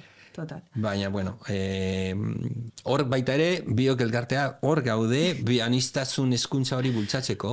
Eta hor daukagu, adibidez Bilbon, Bilbo hiriko bioaniztasun erronka egiten dugu urtero, 10 bat hezkuntza zentroekin, non gazteak jasotzen dute hezkuntza bioaniztasuna biokulturari buruz, baita ere erakusten diegu zelan erabili beren mugikorrak bizidunen argazkiak eta horren bidez aplikazio batekin bizidun bianiztasun datuak jasotzeko, eta saiatzen gara gazteak hori naturara hurbiltzen, hori da nolabait proiektuaren helburu nagusi bat. Gazteak naturara hurbildu, klasetik atera eta naturara hurbildu, uste dut oso beharrezkoa dela hezkuntza formalan, klasetik ateratzea eta naturan lan egitea. Eta Gipuzkoan, aurten egin dugu 2025, lehen aldiz egin dugu alako proiektu bat, gazteak eta bianiztasuna deiturikoa, eta hor egin ditugu, bioblitzak, ezagutzen duzu, hori dira nolabait gertakizun sozialak, nun, parke batetan, baso batetan, hiri batetan, herri batetan nahi duzu tokian, ondartzan, elkartzen zara beste biztanlekin, ematen duzu formakuntza txiki bat, zelan jaso datuak mugikorraren bidez, zelan egin bizidunen argazki horiek, eta abar, ibiltzen dezu taldeka naturan, adituak baldin badaude askoz hobeto, ze azaltzen dute historia naturala, espezieak, zelan moldatzen dira, evoluzioa, oso polita da, eta batez ere adituak etortzen direnean, zientxilariak etortzen direnean, baita ere azaltzen dute zer nolako ikerketak egiten dituzte bizidunekin, eta abar, eta jasotzen, datu jasoketa, datu horiek, IPCC daukagun bezala, daukagu Global Biodiversity Information Facility datu base hori, eta biztanleak jasotako datu horiek, zientxilariak, adituak aztertuta gero, toki horretara, datu base horretara bidaltzen dira, eta hor milioika espezie daude identifikatutak eta gordetzen da kokapena, ordua, eguna, hori guztia, informazio guztia, eta hor dauden datuen erdia baino gehiago, uste dut erdia baino gehiago, herritar arruntak jasotakoak direla, ez zientxilariak, ez da? Eta hori da helburu nagusi bat. Behar bada, hau aipatu eta gero, jarraitu dezakegu baita ere, hitz egiten, hor biok elkartea biologia komunitarioa lantzen du, eta hori esan nahi du, horretarako behar ditugu biologia landu behar diren tokiak eta komunitateak. Alde batetatik komunitatea sortzea derrigorrezkoa da, oso garrantzitsua, da nagusia, baina baita ere behar dira alako, espazioak, guztiok elkartzeko. Biok dauka helburu bat alako espazioak sortzeko digitalki, baina baita ere alako espazioak sortzeko aurrez egoteko, beste pertsonekin, fizikoki. Eta alako espazioak, alako natura laborategiak, eko laborategi horiek, sortzea da gure helburu nagusi bat. Nun biologia praktikatu dezakegu guztiok elkarrekin gozatzen eta natura aztertu, ikertu, behatu, naturara hurbildu, gauzak garatu, landu, eta nolabait uste dugu halako tokiekin belanaldi bat edo bietan guztiz aldatu dezakegula hori oinarrizko nolabait pentsa moldu eta naturarekiko harreman hori aldatu dezakegula. Baina hortan baita ere zu aditua zara, eta aipatu zenidan liburu bat, behar bada azaldu nahi dezu. Zuke orain aipatu duzun guztia, guretzako egokitzapen klimatikoa da. Guretzako hori, adibidez, zuek biok egiten duzu ezen jarduera guzti honek, guretzako adaptazio klimatikoa dira. Jarduera horrek izugarrizko inpaktua dutelako gizartean, eta informazio eta formakuntza hori beharrezkoa delako gure hirien eraldaketarako. Eraldaketa ez da bakarrik fizikoa, eraldaketa soziala ere bada, eta gure ulertzeko bioneaztasuna eta gure hiriak ulertzeko era ere aldatu egin behar dugulako. Aipatugu posten naz asko, askotan nago pentsatzen, zer egin dezakegu aldaketa klimatikoari buruz, hezkuntza bultzatzeko eta beti nago nolabait hor pentsatzen eta aztertzen, irakurtzen zer nolako ekintzak, eta orain konturatu naizia, gabiltzala... Horretan ari zara egunero. Bestela azalduko dizu, gure proiektuetan, horlako proiektuak beti sartzen ditugu oso funtsezkoak diralako. Preparazioa, adaptazioa, egokitzapena, ez dakit zelan esan, baina adaptazio klimatikorako. Eta guk askotan erabiltzen dugu liburu hau, Los Palacios del Pueblo deko izena erderaz, Eric Klinenberg. Berak, liburu horreko zondo azaltzen daudelako, adaptazio klimatikoarako edo ez dizela bakarrik biher azpiegitura fizikoak. Baizik eta azpiegitura sozialak horren beste edo gehiago behar diralako, garrantzi handiagoa dutelako. Berak aztertzen dugu liburuetan, hasikeran berantezia izan zen, aztertzen du Chicagoko bero bolada bat, 80. hamarkadan, eta bere tesia zen, dano dakigu hiriak desberdintasunak sortzen eta bermatzen dituela, eta ikusiko dugu, espazio vulnerable horretan zer gertatu zen, jente asko hil zen eta inpaktuak oso handiak izan ziren. Eta bera joan zen, auzo vulnerableak aztetzea. Eta ikusi zuen auzo bat, beste batekin konparatuta, Inglewood uste dut, oso ezaugarri similarrak zituzten, pertsonen jatorria, ekonomikoki, oso ezaugarri antzekoak zituzten, baina batean hildakoak oso gutxi izan ziren, 3 uste dut, eta bestean pila bat. Orduan, berantezia horren inguruan hasi izan, baina zer izan da, azkenean euren, hiri antropizatua ere bardina antzerakoa da, zer da ezberdintasuna? Ezberdintasuna izan zen, ondokoan oso bizia zela, komertzio asko zeunden, pertsonak asko ezagutzen ziren, liburutegiak oso ondo erabilita zeunden, asko seguruagoa zen Inglewoodegin konparatuta, eta horrek nahi du esan eguneroko rutinan espazio publiko honek asko erabiltzen zirela. Herri naiz eta vulnerablea oso bizia zela.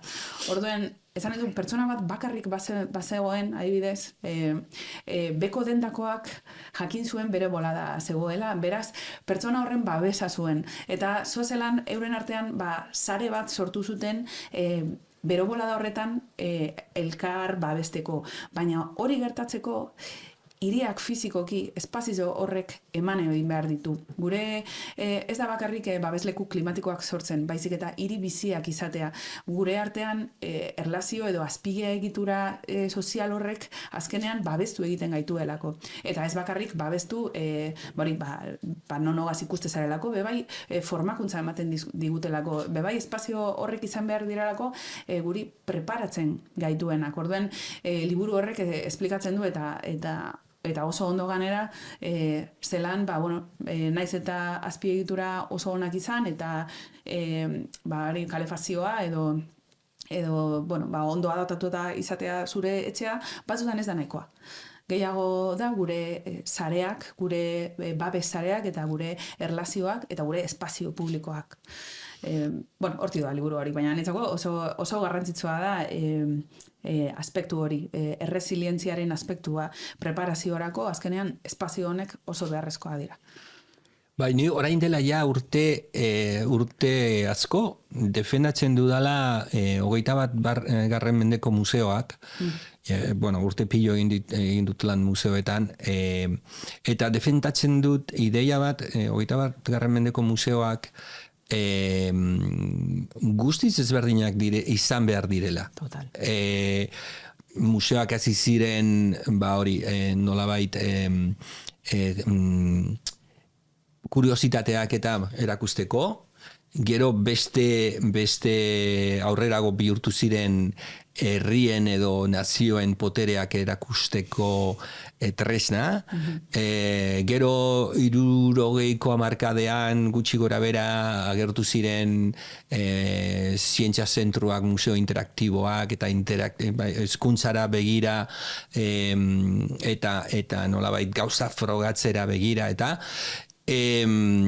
eta uste dut gaur egun behar dugula urrengo errevoluzioa museotan. Eta museoak bihurtu behar dira, izan behar dira tokiak nun elkartzen gara, nolabait zentro komerzialetan elkartzen gara, tabernetan elkartzen gara, zergaitik ez, museoetan elkartzen gara, nun eguna edo orduak pasatu ditzakegu, gainera klima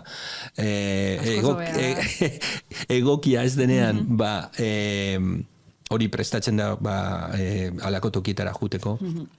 Eta horiek izan behar dira tokiak hezkuntzarako, tokiak sortzeko, garatzeko, lantzeko, ideiak elkarrizketak edukitzeko, konponbideak elkarrekin bilatzeko, eta gauzak egiteko. Nolabait, joera pasibotik, joera aktibo batetara, pasatu gaitezke tokia eta komunitatea egokia denean. Claro. Orain nolabait espektakuloak eta joera pasiboa da, zuk hori nolabait ikusten duzu, arazorik ez, nire kontzertuak pilo bat guztan zaizkit, eta, eta gainera, baita ere zuk hor daukazu punk musikarekin diruenez harreman interesgarri bat, nahi baduzu orain aipatu dezakezu. Eta uste dut, bai museoak, bai liburutegiak, bai ez dakit zentru hainbeste zentru, hainbeste toki dauzkagu horretara bideratu ditzakegun tokiak direla, ez da, eta aldaketa hori bultzatu behar dugu. Eta uste dut garrantzitsua dela baita ere, hau gidatua egon behar da, baina komunitatea askatasuna auki behar duela, eta batez ere gidapen hori horrekin kontuz izan behar dugula.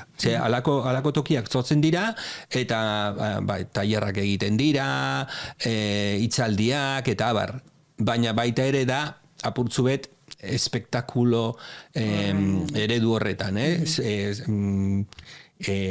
Komunitatea aktibo egon behar da, eta beraiek sortu behar dute baita ere programazioa, hor murriztu behar dira programazio bat baldin badago, programazio horren sorkuntzan, eta abar. Baina zu baita ere daukazu esperientzia batzuk atal horretan, ez da? Nik asko errebinkantzen dute autokudeaketa, nik uste dut autokudeaketa horren, elkarlana edo, elkarlana azkenean, sortzen duzuna zure gertukoenekin. Azkenean, udalerriak ezin ditu erantzun guztiak eman.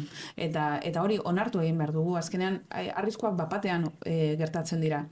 Udaletxeak ez ditu erantzun guztiak, ez du diru guztia, ez du energia guztia.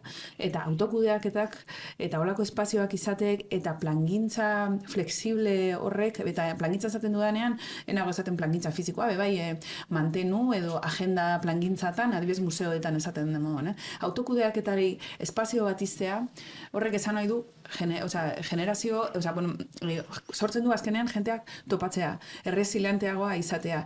Ere euren hurbiltzea gaur eguneroko arazoei, beste pertsona batzuen arazoak ere ezagutzea. Bestela udaletxea ezin da hurbildu beti, etor zaitez partizipazio prozesu batera, nola bizi zara, nola pareatzen duzu beroa, behar duguna da jendea hurbiltzea, izatea askatasuna espazio bat kudeatzeko eta euren sorkuntzari espazio bat emoteko. Azkenean, barriro esango dut, kultura oso garrantzitsua delako. Normalean, kultura artearekin bakarrik lotzen dugu, eta kultura gure egunerokotasuna da. Eta espazio kulturaletan kultura gertatzea da, gu topatzea, elkarlanean hastea, agenda bat sortzea, formakuntza bat egitea, eta horrek egiten gaitu aldaketa klimatikoari errezilienteago, adibidez arbola jartzea baino. Eta, tontakeri bat emoten du, baina ez da inungo tontakeria. Adibidez, Valentzian ikusi aldugu espazio askotan, Valentzian bazkenean polikiroldegiak erabiltzen ditugu beti. Arriskua dagoena denak polikiroldegira. Zergaitik ez ditugu espazio ireki gehiago, non arrisku bat dagoenean horra gerturatu alzaren. Badakizu, zuk hor espazio horri, adibidez hemengo Kamangara moduan, igual Kamangara hurbiltuko nintzen. Badakidalako, dire hurbilekoak hemen daudelako, eta eurekin errez kudeatzen dudalako. COVID-a izan danean, nortzuk eraman dute, azkenean, espazio horiek, kolektibo horiek, erantzun kolektibo bat egondalako foko honetan, hori espazio honetan, Gernikan adibidez, Astra izan da, beste toki batzuetan izango zen, Bonberenea Donostian, edo espazio horrek sortzen dutena dira, sare oso sendoak, non babestu pertsonak. Bai, garrantzitsua. Eta gainera, babestu pertsonak, eta baita pertsonei aukera eman, konponbideetan parte hartzera. Konponbide prozesuetan. Adibidez, orain guk Europar Batasunateko proiektu bat daragu, Just for Care dekona izena, eta guretzako guk hor 4-5 ardatz jarri genituen. Azkenean, ezin dugulako normalean aldaketa klimatikorako neurri bat ezarri hemen.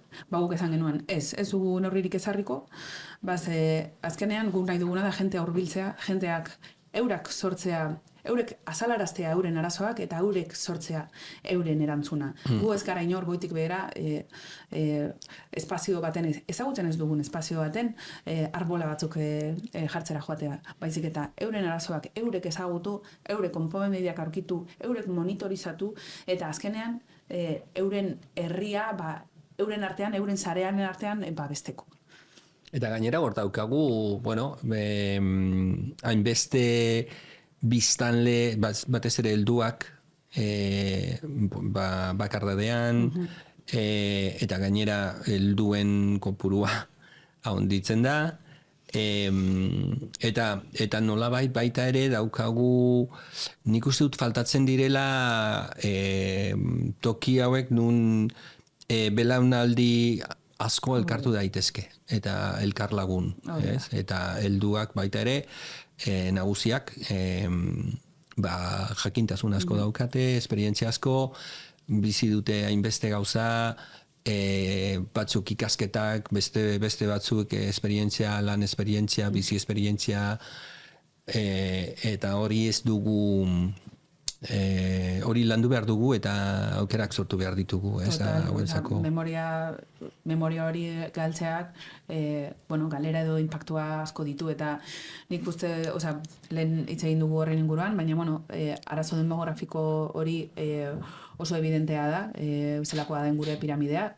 Gero eta jente nagusiago eta gero eta bakarrago bizi dira, eure dira gehien bat aldaketa klimatikoaren inpaktuak gehien jasoko dituzenak. Eta azkenean ez gara fijatzen, baina gure tabernak izan dituztenean, gure komertzio lokalak zarratzen diranean, gure kontsumoa aldatzen danean, pertsona honengan horrek inpaktu oso brutala ditu. Azkenean, farmaziakoak ezagutzen zaituelako, tabernakoak, dendakoak, zure memoria kulturala hor dagoelako, eta egun batetik bestera desagertu dalako. Beraz, bakardade hori gero eta bakarragoa da. Beraz, inpaktua gero eta handiagoa da. Orduan, gure hiriak planifikatzen ditugunean, gure herri kultura hori oso begibistan izan behar dugu. Ezen dugu, beste modu bateko hirietan pentsatun, non ez dugun zaintzan pentsatzen. Zaintza da egunerokotasunaren infrastruktura de lo cotidiano. hortik egiten gara erresiliente, hortik denda horretan, farmazia horretan, plaza horretan, babeslekuetan, azkenean hiriak babestu behar zaitu, eta hiriak horrela babesten zaitu. Bai.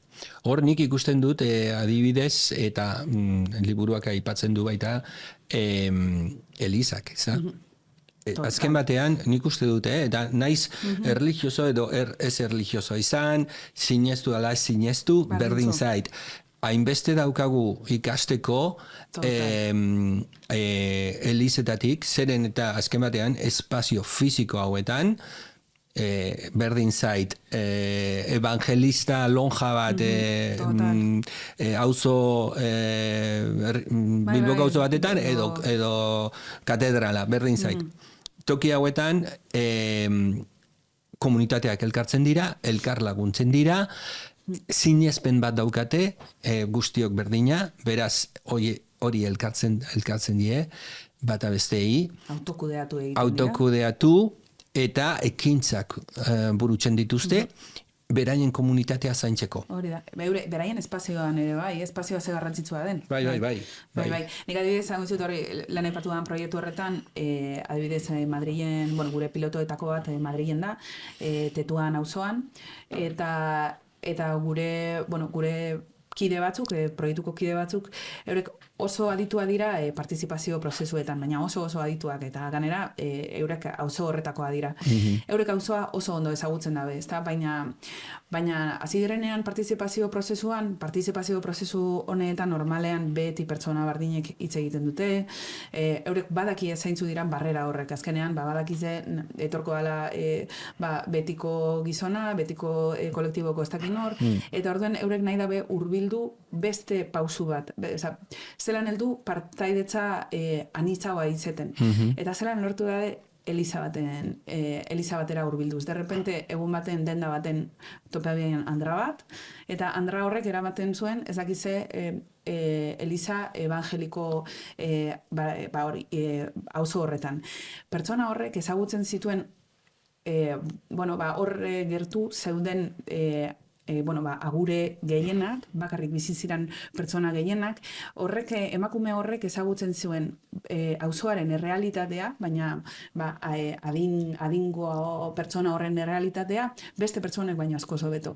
Eta ematen diguna da beste perspektiba bat. Beraz, horregatik da, hain garrantzitsua, sortzen diran espazio eta sare horrek beti kontuan izatea. Pertsona horrek ere beste realitate batzuk eta hiriaren irakurketa oso ezberdinak ematen dituelako. Eta horrela, hiria azkenean ekitatiboagoa, justuagoa izango da, eta benetan dauden arazoei erantzuna emanalko diete. Hor dago... Vas 1 hora y media. Serán como 15 minutos más. 15 minutos más, vale. O 10, no creo que mucho más. Sí. Bueno, hor daukagu adibidea, nik ezagutzen dut adibide bat, da biologia komunitarioa, eta nola gertu ziren orain dela 15 urte estatu baituetan, lehendabizi uste dut izan zela New Yorken eta San Francisco ingurunean lehen bi laborategi komunitarioak. Hau da, espazio batzuk prest daudela biologia lantzeko, hor dauka tresnak, reaktiboak behar dena mikrobiologia lantzeko, edo neurozientzia lantzeko, edo genetika, biodiseinua, biomaterialak, bioartea, hainbeste gauzak egin daitezke alako tokietan, eta komunitatea elkartzen da, jakinmina daukatenak, biologia gustatzen zaielako, edo, batez ere hori, biologia ikasi landu garatu nahi dutelako, eta baita ere, komunitate baten barruan, garatu nahi dute, hau ez da.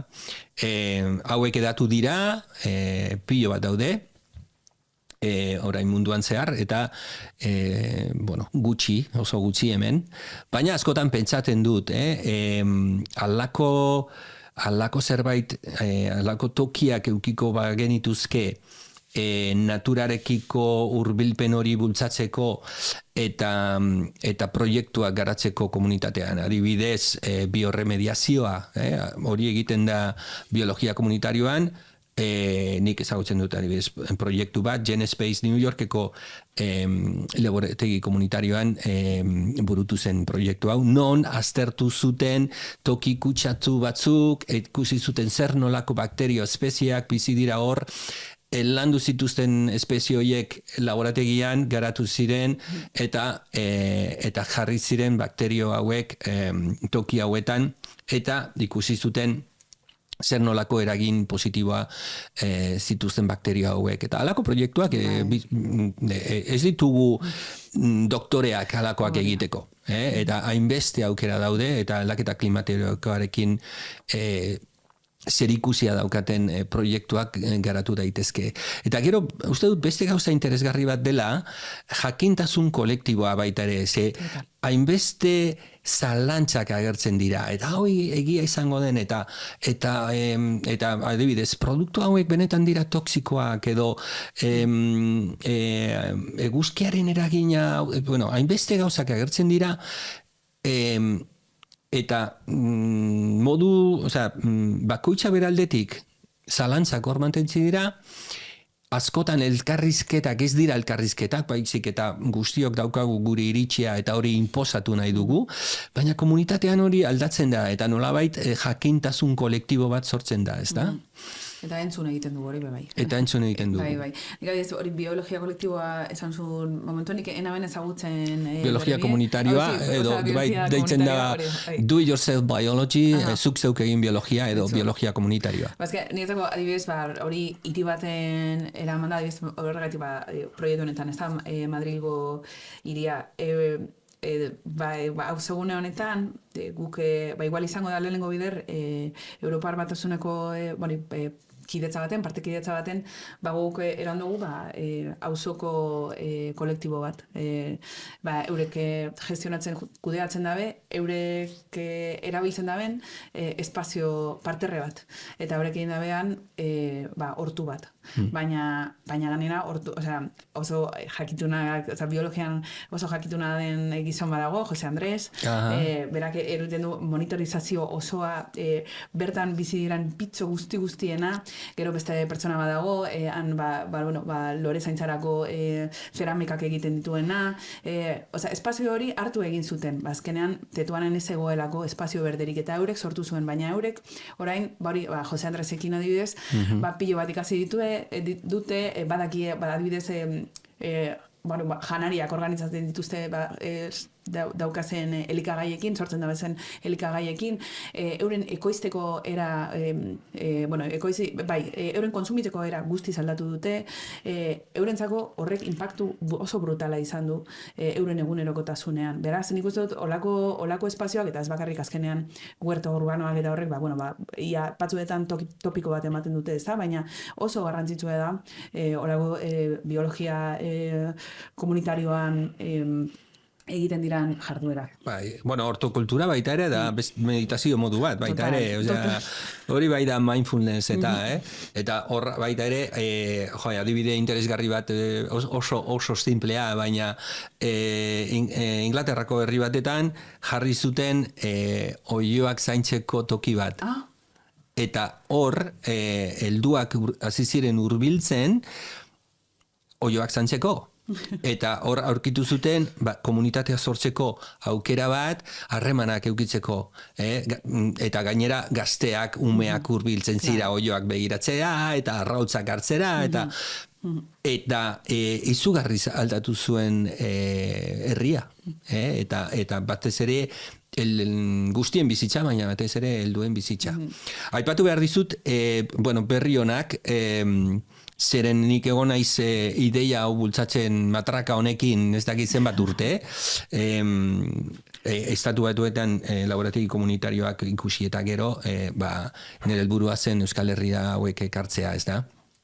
Eta orain eredua aldatu indut apurtzu bat, uste dut ez da bakarrik biologia lantzea nolabait nik gaztea, nik biologa nahi txikidanik, baina ez nuen aukerarik izan biologia lantzeko, ikertzeko eta biologia zientzia bezala lantzeko.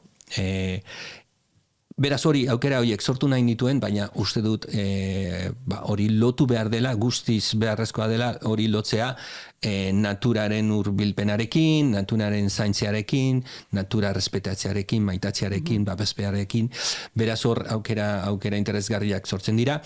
Eta jaso ditugu lehen eskaerak, udaletxe batzuen eskaerak, eta hor gabiltza hori aztertzen, ze gainera alako laborategi bat oso errez, oso merke sortu daiteke. Beraz, alde horretatik. Bueno, ordo gazu, aldaketa klimatikoaren neurri bat da, adaptazio neurri bat da. Hori baita ere izan daiteke lagungarri beharra gaitik, ez da? Claro. Bueno, bukatzeko behar bada, justizia klimatikoa.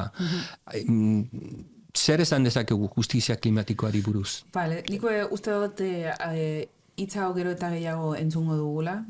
Justizia klimatikoa oraintzu esan dut zuten moduen, adaptazioa egunero sortzen da, ez da zientzia bat, dakiguna, igual, parke hau egin dugu, temperatura murritzu dugu, listo, ederto, orain inpaktuak neurtu behar ditugu. Eta inpaktuan neurtzerakoan konturatu gara, konturatu dira, batzuetan ezartzen dugu zen neurriak, eta espazio vulnerableetan sortzen dugu zen neurriak, oraindik eta desberdintasun nagusiagoak edo handiagoak sortzen dituztela.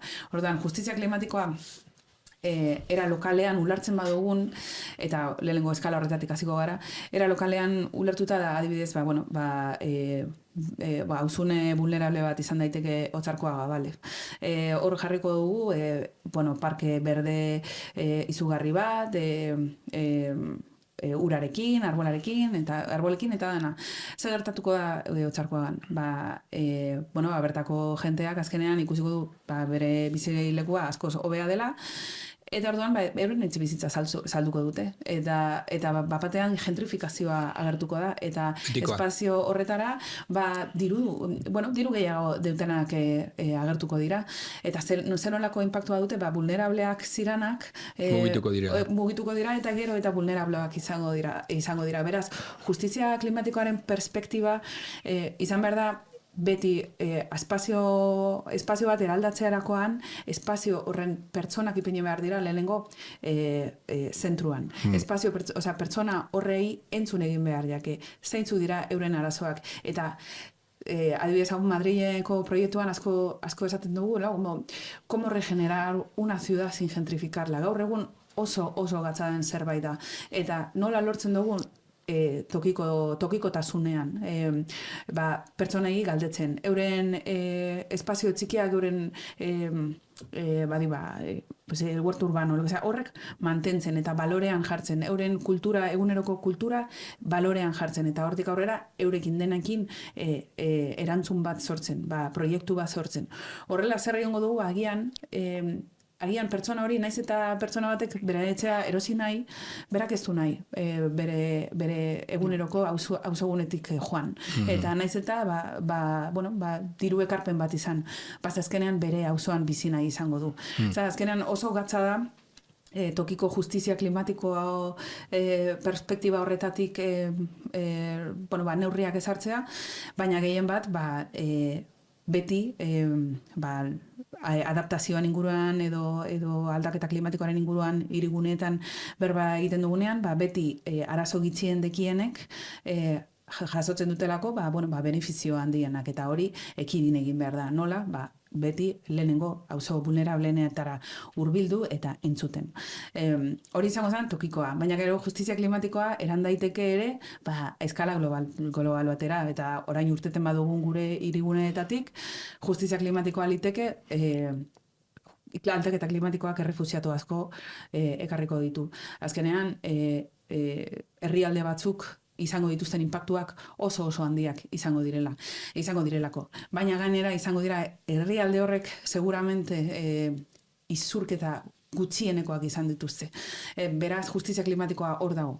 Errefusiatu horrek babestu egin behar dira. Azkenean, euren inpaktuen edo euren egoera edo fenomeno horren oinarria, edo kausa geu garelako. Orduan, justizia klimatiko perspektiba horretatik errekonozimentu bat egon behar da, bai gertatuko den migrazio horregaitik, eta bai ulertu behar duelako herrialde batzuk izuri egin behar dela eta guk babestu egin behar dituela. Hori da, perspektiba, justizia klimatikoaren perspektiba gala oso ganetik izan da, baina gero eta gehiago ikusiko dugu hitz hau edo kontzeptu hau gure egunerokotasunean. Azkenean, aldaketa klimatikoa ez badan justoa, aldaketa klimatikoaren erantzuna ez badan justoa, ez da erantzuna. Horrek esan nahi du, azkenean beti erosoen bizi diranak jarraituko dutela eta beste danak atzean gelituko dira. Beraz, hori ez da erantzun bat. Errefuxiatu klimatiko hauek dirudinez egongo dira barnekoak, hau da, hirietara mugitzen direnak, hau da, arazo gehiago agertuko dira herri txikietan eta bar, dirudienez. Beraz, hirien garapena jarraituko da, edo handipena jarraituko da, biztanle kopuruan batez ere, eta gero baita ere beste nazioetatik, beste herrialdetatik etorriko direnak, ez da?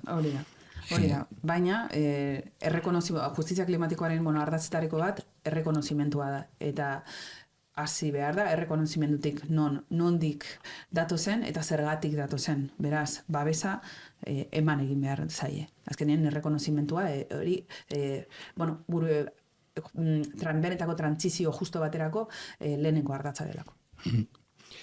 Aipatu nahi dizut, galdetu nahi dizut, baita azkenetako galderak. Ikusten dut, nabaritu dut aldaketa klimatikoan, bianistasunan eta halako gaietan lan egiten duten teknikoak, ikerlariak, zientzilariak eta bar, nolabait beraiek datuak ezagutzen dituzte, eta urduri eta zerre daude. Eta horregaitik baita ere, gertu dira aktivista, zientzilari aktivistak, ez da? Alde batetatik, zientzilari batzuk pentsatzen dute beraien helburua ez dela hori, baizik eta datuak jasotzea, zientzia lantzea, errealitateari hurbiltzeko jakintasun hori sortzeko, baina beste askok realitate datu horiek jasotzerakoan aktivista bihurtu direla. Nun kokatzen zara zu? Bale, ez da galdera erreza, baina badakite, eurei esker, izan aktivismo horreneri esker, 2019 urtean, erabaki izan aldaketa klimatikoa barik, larrialdi klimatiko berba erabiltzea, no?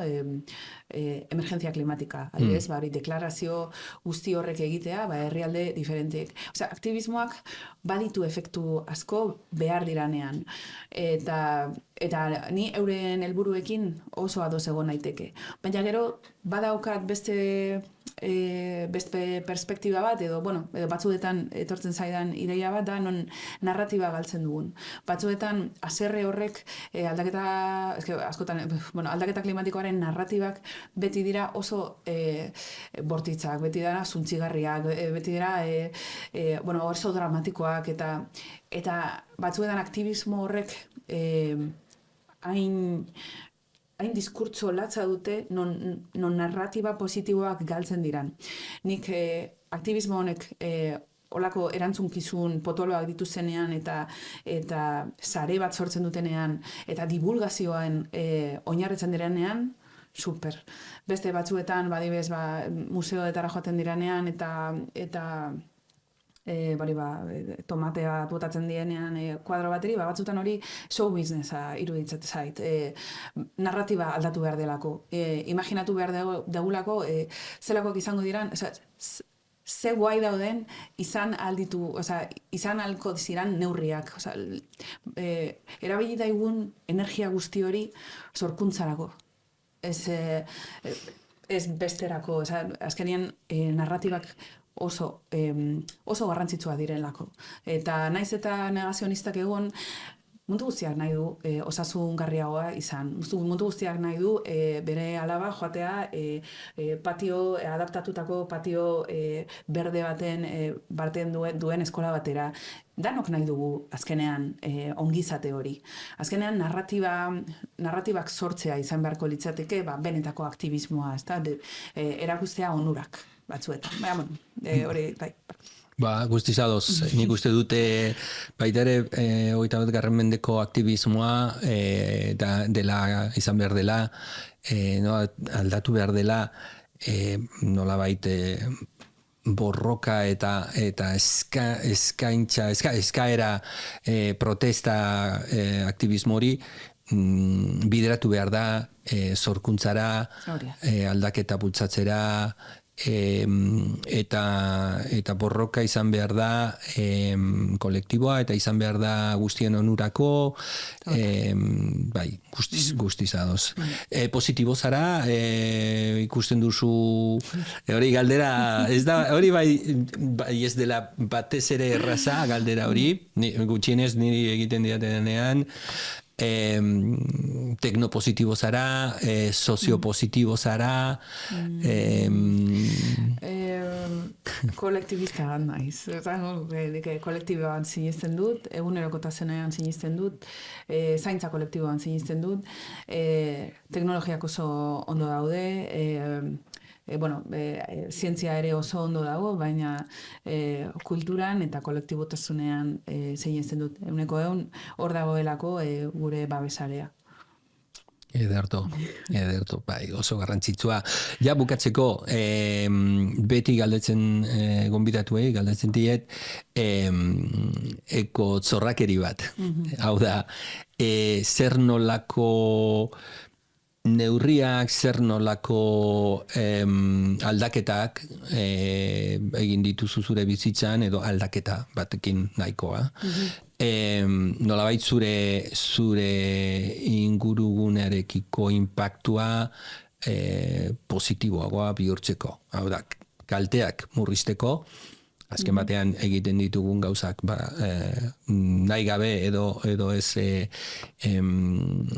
kaltegarri izan daitezke dira, eta batzutan aldaketa txiki hauek elkartzen ditugunean aldaketa handi bat sortu dezakete.